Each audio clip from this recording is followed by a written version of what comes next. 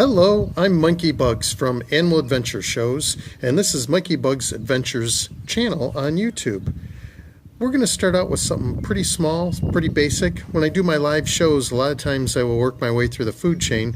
We have a lot of different kind of themes that we do for the shows, but one of the underlying current for most of the shows is following the food chain. So I figured at the beginning of this series, I will start at the beginning of the food chain. And we're going to start out with something that's kind of a weird, cool animal, the tent caterpillar.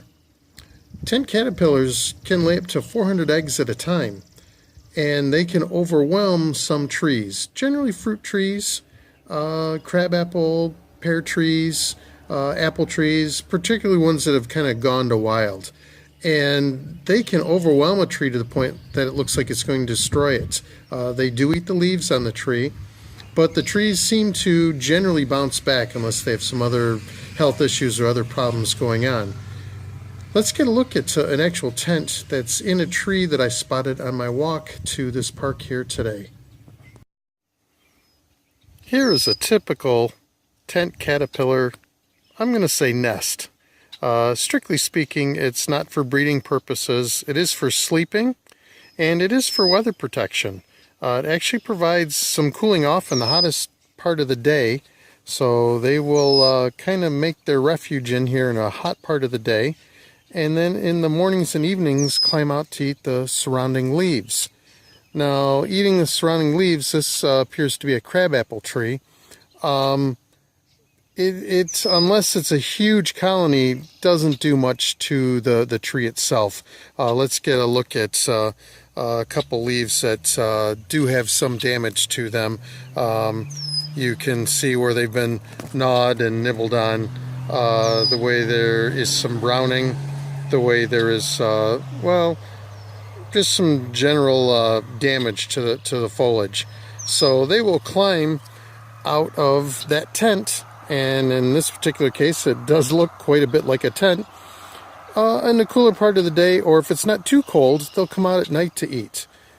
It's amazing. A whole colony of these, up to 400, can work together to make this tent, and a big colony would pretty much envelop most of this crabapple tree. This is not a particularly large tree, but just to give you some perspective, this is a relatively small colony, just a few caterpillars, and sometimes they will merge. If there's a couple of colonies that hatch close to each other, they'll merge into one larger colony. Let's see if we can get a look at an actual tent caterpillar. Now here's an actual tent caterpillar. There is ant nest not terribly far from it. You may see the occasional ant kind of wander through the picture, but that caterpillar will wander all over, and when they wander off the leaves, they're not doing any destruction at all. They're not eating any other type of plant life, and the only predators they seem to have to worry about are a very small type of wasp, actually a variety of wasps that are on the smaller side, not something that we would typically even pay much attention to. I would guess there are a few other things that would eat them on occasion, but apparently their biggest predator is a smaller type of wasp. And I do know some caterpillars and their closest relatives can have a bad taste to them, to put off some predators. So let's say some birds that have the sense of taste wouldn't necessarily eat them. Owls, for example. Some birds might. It wouldn't surprise me if a robin would hop on by and keep this in mind for a meal. But strangely enough, mostly wasps are what they have to worry about. So this little guy here is just one of a colony that is found here in Lynn, Michigan. And this is actually another tent. It's not the one that we saw previously, but it is one nearby, and I'm assuming the tent that the caterpillar we just looked at kind of hangs out at in the hottest part of the day and when it's raining out. So interesting animals. Don't have much in the way of predators. They do destroy some foliage, but don't seem to be completely destructive to plants unless there's some other underlying problem. Pretty amazing animal. Can survive in the egg stage in the winter in Michigan. And it can get pretty cold here in Michigan. So pretty hardy animal that can survive in very harsh conditions in the wintertime so that it can thrive in the spring and summer.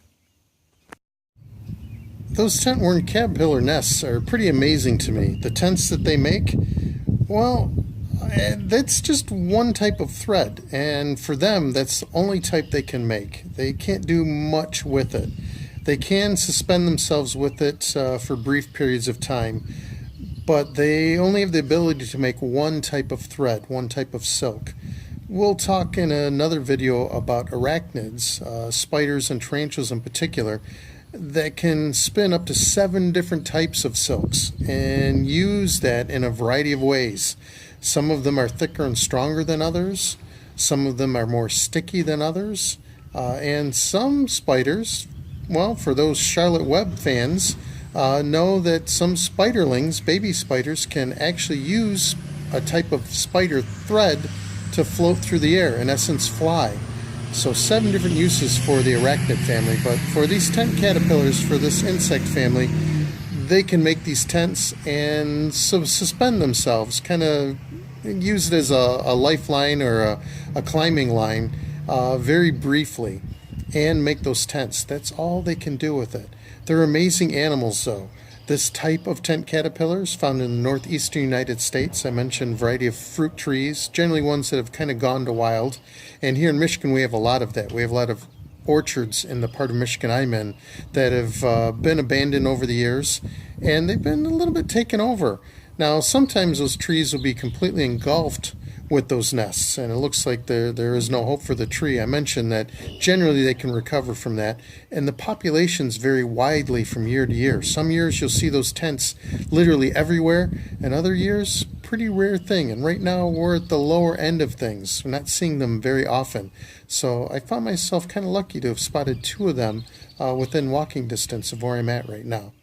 I hope to see you guys again. I'm going to do another video very soon on arachnids, on the spider family, and we'll talk a little bit more about the silk that they spin and the webs that they weave and the different uses for that such a thing. Keep in mind, insects generally have 6 legs and 3 main body parts. Arachnids, a little bit differently. We'll get back to that later. Thanks for stopping by. My name is Mikey Bugs. I'm from Animal Adventure Shows, and I really hope to see you guys here on our brand new channel again soon.